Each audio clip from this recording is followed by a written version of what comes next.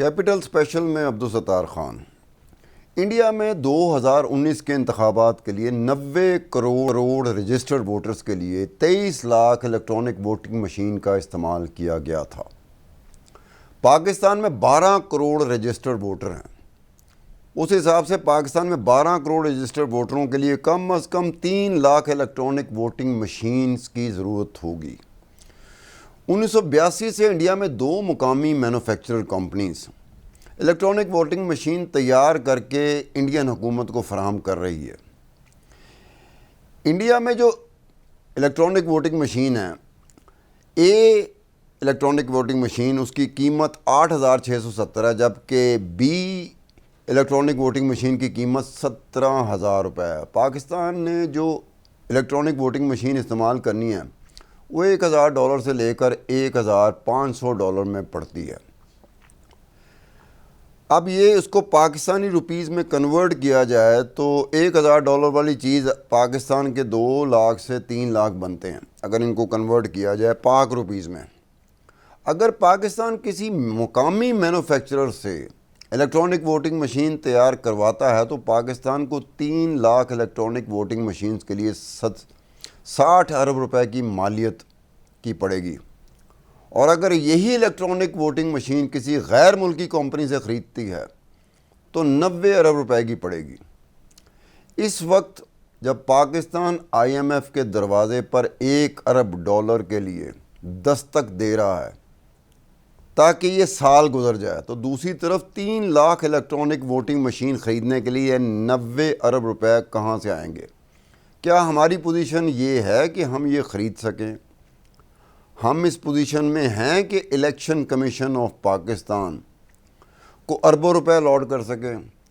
ہم نے صرف اور صرف 3 لاکھ الیکٹرانک ووٹنگ مشین کی خریداری کی بات کی ہے، لیکن اس اخراجات کے علاوہ جو ایسوسیٹ ایکسپنسز ہوتے ہیں، جو الیکٹرانک ووٹنگ مشین کے ساتھ جڑے ہوتے ہیں، وہ ان اخراجات کو شامل کر لیا جائے تو یہ خرچہ بڑے آرام سے 200 ارب تک پہنچ جائے گا۔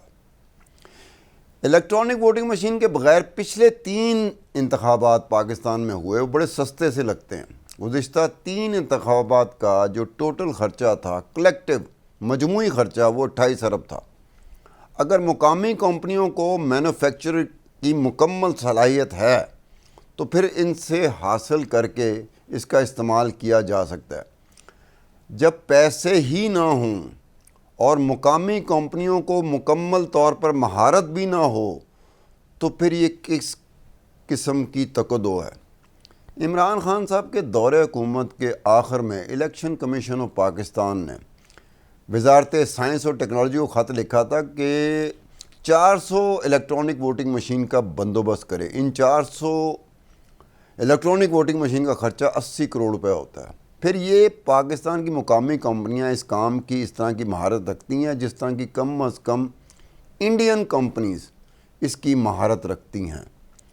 اب جہاں پر خرچے کی بات ہے، جس طرح کے حالات سے ملک اس وقت گزر رہا ہے، جس طرح کا بجٹ آیا ہے اور جس طرح سے ضرورت اشیاء جس کی ضرورت پڑتی رہتی ہے، ہر ایک اس تک رسائی ممکن نہیں رہی۔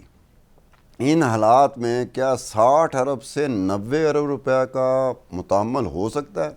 اگر تو آپ کے پاس پیسے ہوں، اگر تو آپ کے پاس ایکسپرٹیز ہوں جیسے انڈیا کے پاس ہیں، آپ کی جو مقامی مینوفیکچرنگ کمپنیاں ان کی کیپیسٹی ہو کہ وہ 3 لاکھ کے قریب آپ کو الیکٹرانک ووٹنگ مشین جو ولنریبل نہ ہو، چیٹنگ نہ جس پہ ہو سکے، کیا وہ کر سکتی ہیں؟